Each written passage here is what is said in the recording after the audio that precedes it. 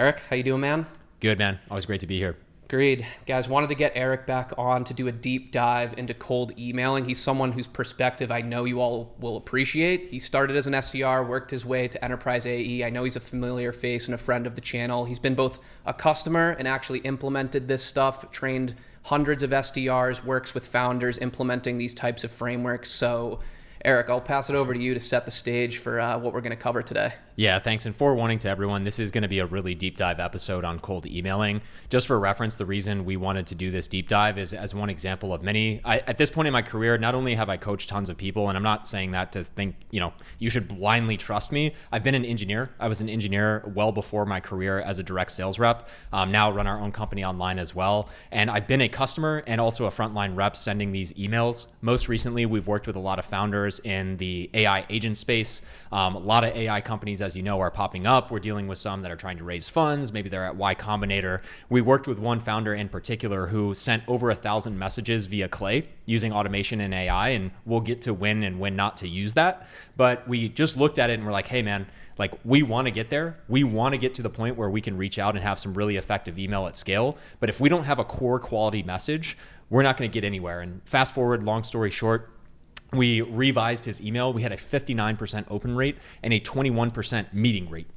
That's better than I've ever done in my own career. Dude. Not even just to the responses, a total meeting rate, which is outrageously good. Yeah, and just for one other data point as well, again, we're going to kind of reverse engineer how we got there, because this is something that I think is missed. Even when I started as a rep, the training I got, there's so many things that people just focus on what you're writing, and there's way more to it, in my opinion. But as an example, one of the people, just for context, that we even got on the meeting was a CEO of a company literally the week prior that had raised $7 million and had a TechCrunch launch. So we're talking about someone who he literally responded, I normally don't respond to these, but this was a great message. Here's my Calendly. Just like that. Yeah. So again, I'm not going to sit here and tell you the magical message, but this is a culmination of years of trial and error. And also, I think years of seeing people make tons of mistakes and focus just about what does this message say, not the holistic picture of why we should create this message, how we even create an effective message, who it's for, all of those different things we'll get into. We'll get right into it. I know I've seen a lot of different email templates, some good, some bad, some very bad. I'm sure you've seen a lot as well. What do you see, or how do you view the current state of training when it comes to cold email, and how the common typical rep or founder sales leader is training on cold emailing? Yeah, a few things that immediately come to mind are, I think, again, a lot of the emphasis is very deep on the how to structure a message, but it's very surface level on everything else. Mm-hmm. And what I mean as an example, and the biggest trend that I see, whether I'm working with reps, whether I'm working with founders, is you say things like, who's your ICP? Who's your ideal customer profile? And that's like a 10-minute segment of training. And we're like, we sell to engineers who work on databases. Great. And then it's like, okay, then we spend 4 hours researching good emails. And that is one symptom of many, but it's like all of the attention is, what is the structure of this email? And, ICP, great. Or what's it like if you're a director getting a cold email? We don't put any thought into what it's like as an individual, especially the higher and higher up I go within an organization. Even now, as a founder of this program on YouTube, I wake up every single day to 5 to 10 different emails or whatever it might be from people trying to sell me video editing, thumbnail services, and you may come to me with an incredible email, but don't even take into account that I've already woken up to 10 horrible emails. Yep. And just the nature of receiving a cold email, my defenses are already up. So there's many things I'll get into, but I think we're often so focused on how do we communicate the value of our product, or you should know the problems you're solving. If you know your ICP, you can know the typical types of problems that they solve, yep. Right? And we do that one time, and we don't really think about how to really, really break that down into its smallest and most defined parts. So I can elaborate. I'm curious from your perspective, training reps as well. But that is often where I think the most people miss, because you think you're getting really honed in on your messaging and you're completely off base, and you just sound like a copy paste of just a decent rep. You're a little bit better than average, but you're still just a cold email. Yeah. One thing I want to dive deeper on there, because I thought it was a great point because I wake up to those emails too, like thumbnails, all this stuff. Yeah. And I think people whiteboard out these email templates and they ICP, these are the pain points, therefore it's going to be a perfect match, but they're not actually thinking about the state of these people when they're receiving these types of emails. So like, can you elaborate more on that? Like, who are these people opening these emails, and why is that so important to think about? Yeah, I mean, it really comes down to your ICP. Like in terms of my case as a rep selling a highly technical product to highly technical engineers, they just naturally hate salespeople in general. And again, we're going to walk into the ways to phrase things, the ways to look nuanced. At no point do I want this to be like misleading or predatory or any of that, like obviously, right? Yeah. But I will say, when I had been an engineer for 3 years and then transitioned into sales, I saw a lot of the emails that our department was using, and I was like, I literally just been an engineer, and I was like, I would not respond to it. I can see from the subject line that this is a sales email. Yeah. And so, when those defenses are up, how can we kind of massage things or messaging that, in the context of a subject line? Maybe one of the common triggers I reach out to a company for is because they're hiring 5 engineers that need to work on AWS. So instead of saying like, hey, how we solve X for AWS users, it's more on the nature of like responding to your job opening. Mm-hmm. Right. And that's immediately going to get a manager to be like, oh, interesting. Maybe this is an applicant. Let me open it and see what it's about. Yeah. And again, we've got a long way to go. It's not that simple. But even just thinking about like your subject, how am I going to respond to that when I've seen 10 like, your thumbnail's trash? Like I literally have people, it's like, you could have better thumbnails. Like, are you disappointed that your last video got like 700 views? Like, if I see anything in that realm, I'm just immediately shut down. So Yep. That's what I've noticed is a lot of these people who think they're personalizing at scale, it's so obvious when it's like a templated version of personalization, and it just has the opposite effect. Like now I know you're not personalizing, and you just almost come off as manipulative, and I'm like trash, spam right away. 100%. So what I've noticed, you brought it up in the beginning as like a common problem with cold email training, is that it's just jumped straight to the template. And what I've noticed so far is like we haven't even gotten into that yet. Are there any other areas you tell reps or people you're training on cold calling that they should focus on before even getting to the email structure and template itself? Yeah, I think it is, the theory is simple, the execution is difficult, and it's really more about, especially in the world of your ICP, your ideal customer profile, it's diving extremely deep. And in the most recent example we kicked off this episode with the founder, they're making an AI agent tool for people who run e-commerce, marketplace, and just for everyone's reference, like a marketplace specifically is referring to like an online store where I can list like my Jordans and resell them. Yeah. Those, again, the surface level email that this founder started with before we worked with them was talking about how they're building AI agents for e-commerce and marketplaces, right? But that's good. That's a little bit more specific. Maybe that catches my attention just a touch. But when we started diving deeper, it's like, okay, tell me more about the average marketplace. And what we found, because they actually previously ran a marketplace business, is marketplaces depend on having high transactional volume. So sure, I can list my Jordans on here and I can sell shoes, right?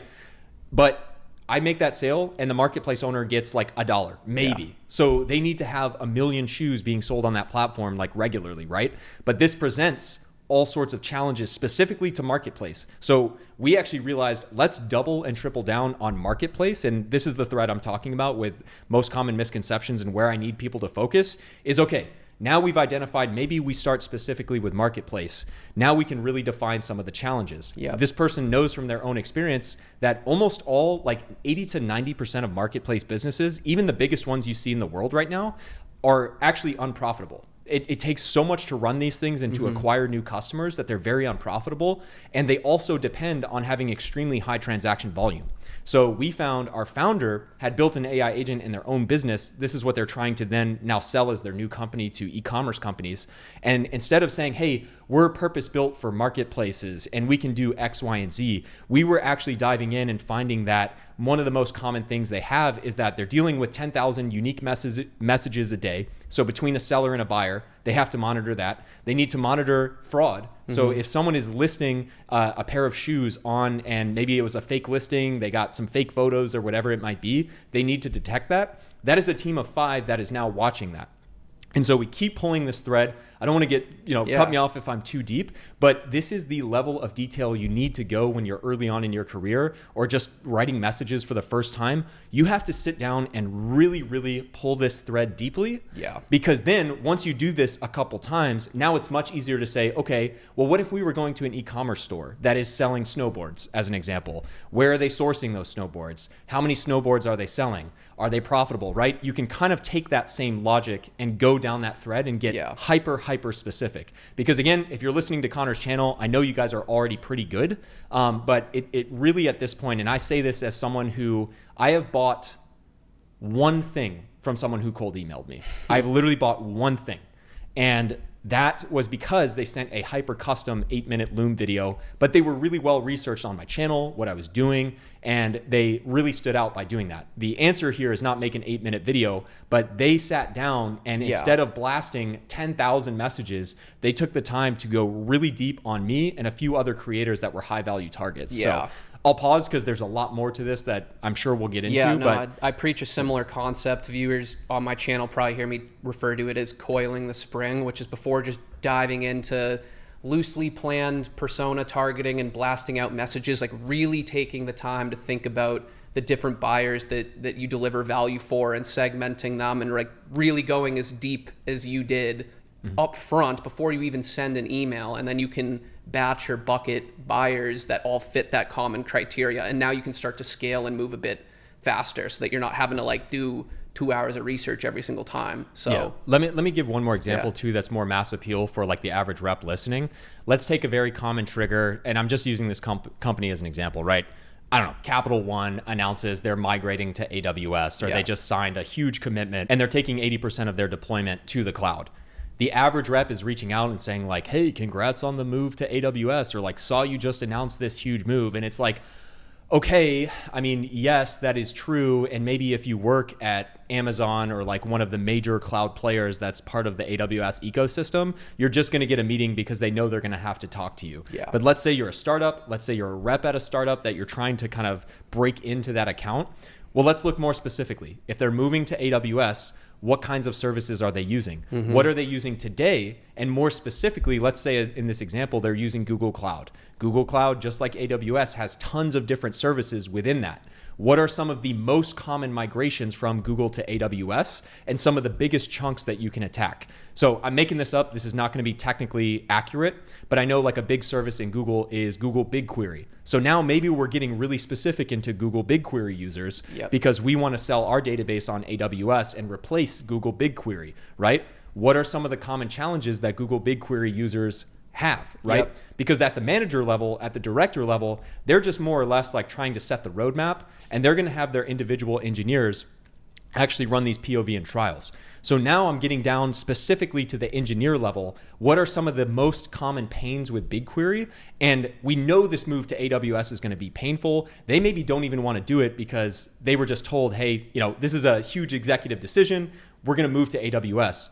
But can we identify what some of the most challenging things about using Google BigQuery and or transitioning to AWS is going to present? And how can we show them that we understand that pain very specifically only for BigQuery users, and then now move over? And sorry, one last thing, I promise, is once we have that defined, now we can run this playbook on other BigQuery users at other companies. But if we don't sit down and get this specific and go this deep down the rabbit hole, I mean, again, sure, you can scale out your outreach. If you work at a big brand and you just get away with saying, hey, I work at AWS or I work at like one of the biggest players in the game, you're probably going to think you're better than you are. But that is by far, whether you're a rep, whether you're a founder, like we get 1 or 2, maybe 3 levels deep on ideal customer profile, and you think that's about it. And yeah, sure, you're thinking about it more than average. But when you go 4th, 5th, 6th level questions, really getting into the ICP, that is where I see the most magic happen, where you can then, again, actually scale that out more than you think by slowing down for the first 50 to 60 messages within that group that you've really defined. So tell me if I'm understanding your strategy correctly. You hear a ton on ICPs and persona-based targeting. Do you more view it as trigger-based targeting? Like, what are some common misconceptions about the bland, like, you get on for sales enablement, they'll teach an hour about ICP, persona, and then they'll just stop there and not really go deep into these triggers. Like, is that how you view it? Like trigger-based targeting as opposed to just broad ICPs?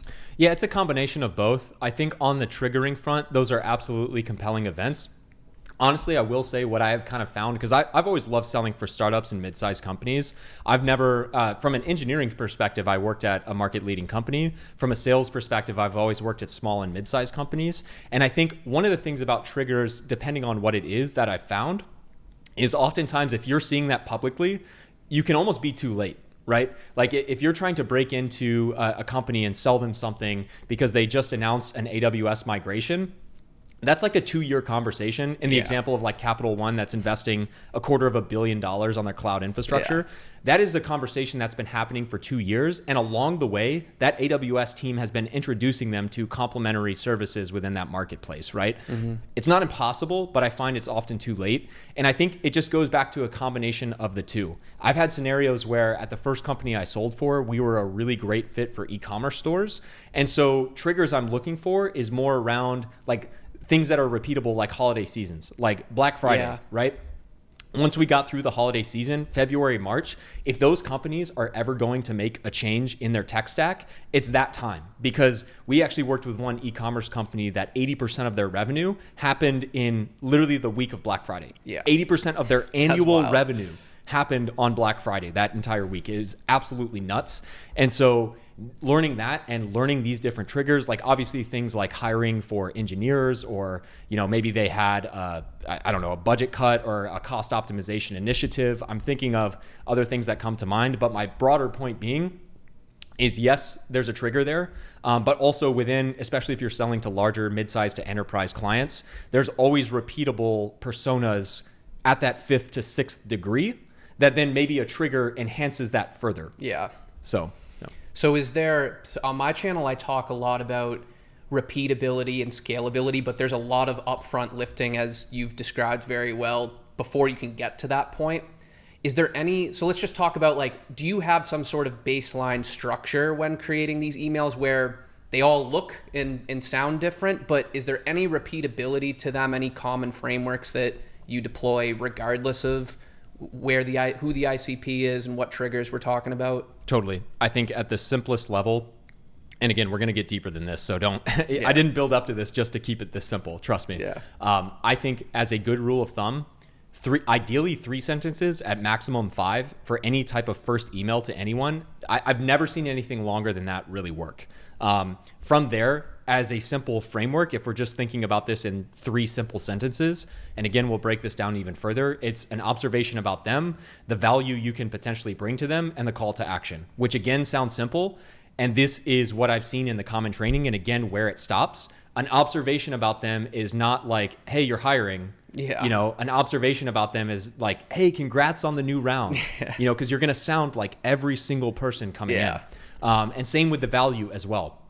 I want to go back to, if I haven't lost everyone at this point, the marketplace example, right? We dove really, really deep, and these are specific problems and challenges that most marketplace founders haven't really put a ton of thought into. It's always been a human labor problem. It's always been, let me hire several customer service representatives to monitor all of these messages. Let me hire several customer service representatives to handle potential fraud. Maybe they have a little bit of system and alerting to at least like flag someone and mark, hey, this is potentially fraudulent.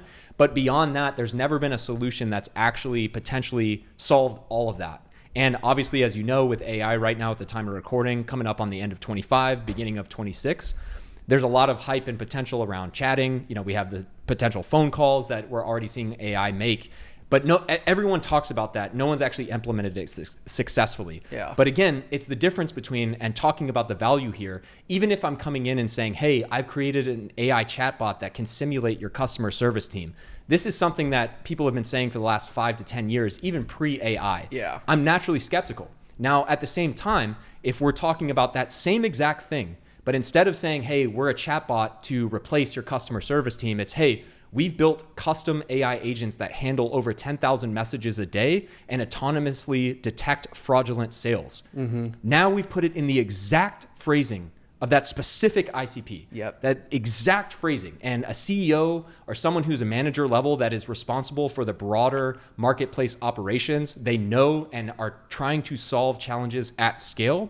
That slight nuance hits completely differently than just, hey, we've built an AI chatbot to handle all of your customers' needs. Yeah, because they're scanning these emails and you need something that's like, oh, yeah, like it emotionally jolts them. They're like, that is something I'm focused on that comes up in internal meetings. I'm actively trying to solve that problem. And then they'll pause, look at your email more closely, probably poke around your website or something just to check it out. And that, like, now you've drastically increased the chance that they respond to that email because you took the upfront time to like deliver that nuance, yes, which is so big. And I want to bring it back to something you mentioned earlier as well with triggers. That message we said is going to hit regardless. It's at least relevant. And now, as an example, I think you could still get lots of meetings leading with that. We'll talk about the call to action and potential observation as well. But now a trigger, once we have gone that far to really define the ICP and the value in terms of their specific language at a very specific persona level, now, if we have a trigger, that can enhance it further. And in the example of one of the people that we scored a meeting with for this founder, they literally raised $7 million the week prior. It was on TechCrunch. They're valued at like $250 million or something of that nature, like already. And when you get a funding round, that's obviously to grow the business. It's a sign that things are going well. So now when it's an observation, it's not just congrats on the funding round. It's more specifically, why did that funding occur? They're growing at 400% year over year or something of that nature. And now we can establish credibility saying that this is a CTO of a tech company. So it's not a salesperson. And if you're a salesperson, we would change it, right? Like you just got to find your advantage here. It's not to say you're shit out of luck if you're a salesperson, but we can come in as a CTO who's solving these problems specifically, who sees that they've been growing 400% year over year and has specifically built bots to handle high volume transactions and fraudulent transactions, which are two of the biggest problems for a marketplace founder that are managing tons of messages, and or if they have several fraudulent transactions, they're losing customers. Like if I get scammed one time on a marketplace, very low chance I'm going to do that again. And so again, we are deep in the rabbit hole, but necessary. And I hope people are understanding, like once you take the time to go this deep and define it this specifically, you kind of see that lens, you see it for what it is. Now, again, if we do transition to e-commerce, if we do transition to fintech companies, we can get that much more specific over time. So, So one mistake, I mean, I just personally see it, I guess doing this, it takes a lot of upfront work, as we've said. Where do you see reps fall into the trap? Or I guess another way of putting this is how much research is too much research, where reps are overthinking it, because that's what I see happen a lot is reps overdo it. They try and get everything dialed in. They actually end up just hurting their results by doing a little too much. Like what do you see in this realm in terms of when's a good place where you're like, all right, I got what I need for a good template here? Great question. And I want to answer that in two ways. One for the sales rep listening that is at, some type of company, and the other for a founder. Starting with the sales rep, I think you have way more context available to you than you give yourself credit for. And to answer your original question, it's when it comes to the research front, hopefully your training and enablement, which you should be honestly skeptically approaching, that's a whole nother story. But if you are seeing consistent patterns, like find the top 10% reps on your floor if you're an SDR, an account executive. Who are they selling into? Why are they successful? You're going to learn a lot there, whether it's personas, whether it's triggers, whether it could be all of these different things that are repeatable. And then I'm going to start and try and ideally find a template or an existing message that's working. Maybe try and analyze why it's working, but also look at how I could get more specific. That's going to take away, because again, I fully recognize, like, one, this is going to be trial and error. What we're even talking about here is a combined decade plus of experience sending cold emails. And I don't take that for granted. Like if you've never sent one, you're not going to get this right on the first time. And I would rather you send 100 emails into the void and have no one respond to you, because then then it'll click. It's like, okay, I get it now. Like no one cares and this message is horrible, but at least I sent it and now I can iterate from there. But again, talking to someone who's at a company, actively a rep, I'm going to try and find repeatable patterns within the company, see if I can optimize that further, and or actually seeing what good looks like. If you have, the networking and skills to actually get that from someone, or that's public information in your company's CRM, now I'm going to try and apply that very systematically to one other vertical. I'm not going to take that and blow it up, But since I have a good template of what good looks like, let me see if instead of going after healthcare companies, I could go after financial companies that are similar size. And pure hypothetical, but let's say we find something that's working for companies with 1,000 to 5,000 employees in the healthcare space. Let's go to financial or fintech companies that are 1,000 to 5,000 employees and try and run the same playbook, rewriting the verbiage very, very specifically to those personas. And again, it may or may not work, but if you do, okay, finance, e-commerce, retail, whatever, restaurants, food and bev, like, if you just cast a wide net, and again, this is speaking to someone who's early on or really trying to, slow down to then speed up again. If you're not systematically and really having a control versus like one experiment, just one experiment, one branch of that, as opposed to casting 5 wide nets, it's really hard early on to actually get something meaningful from that and actually learn. Yeah. So I tell reps to start with their top like 5 ICPs, like their bread and butter, like the types of prospects, whether it's a specific job title or a specific trigger in a specific industry that's like your bread and butter and that you salivate when you see that. Like for me in the past, it's been like VPs of FP&A have been a great title in their particular industries where I was like, oh my God, there's only so many of them. And like they convert at such a high level to meetings and opportunities once we're on those meetings. Like that was one where I'm like, all right, I'm going to sit down and really like deploy the playbook you've pretty much discussed here. No, great points. And also I think more from the founder perspective as well. And I think this is going to apply for sales reps too.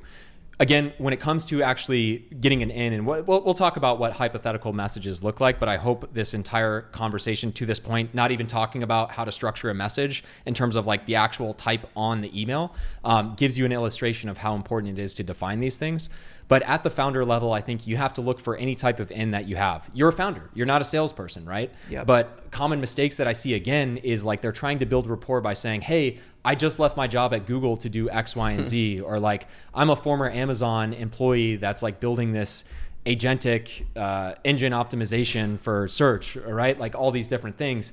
And yes and no, there can be ways about it. But my broader point being is like, what about your experience is relevant to this person, right?